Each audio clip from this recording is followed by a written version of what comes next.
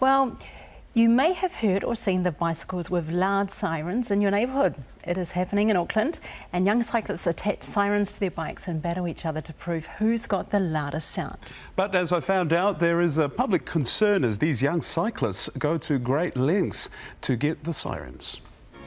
Music is the key to the soul. The hills are alive with the sound of music. Turn down for what?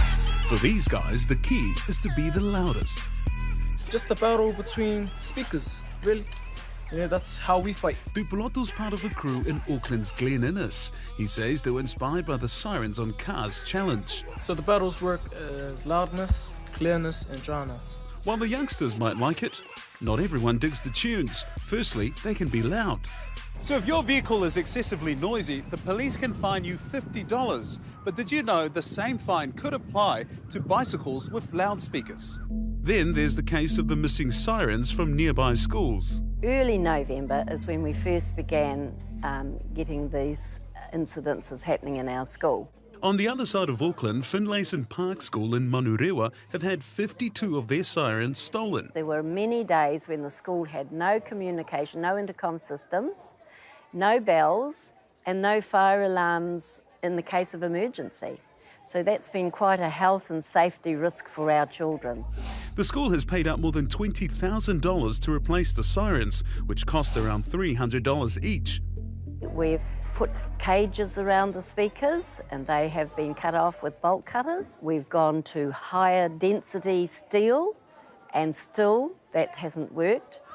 So after school, the caretaker has to manually take down some of the sirens and put them back up the next day to prevent them from being stolen. It's just not fair. This is the money that should be going towards our children, and now it's gone to just repair senseless acts. It's not just schools that have been targeted by the thieves. Even sirens here at the fire station have gone missing. You've got some speakers here. Were they stolen? No, that one's bought. Yeah, we bought this off our mate. He has the receipt.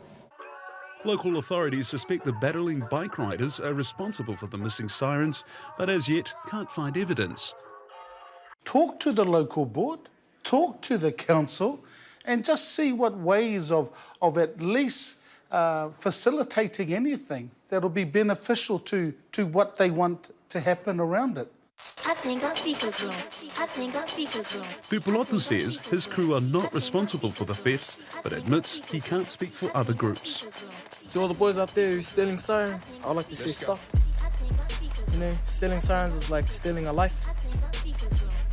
Now, the police are investigating still the missing sirens, so if you have sirens missing from your school or if you know of any other sirens missing, do report it to the police. I think it's very serious. I mean, if your child is biking around with those sirens, first of all, it looks stupid. That's my opinion anyway. And tell them off. This is kids' lives. Like the school's missing the sirens. How would they hear if there's like a fire alarm or something like that? Well, do stay with us. After the break, the newsreader with the golden voice, Niva Risi-Manu, on life, depression and marathon running.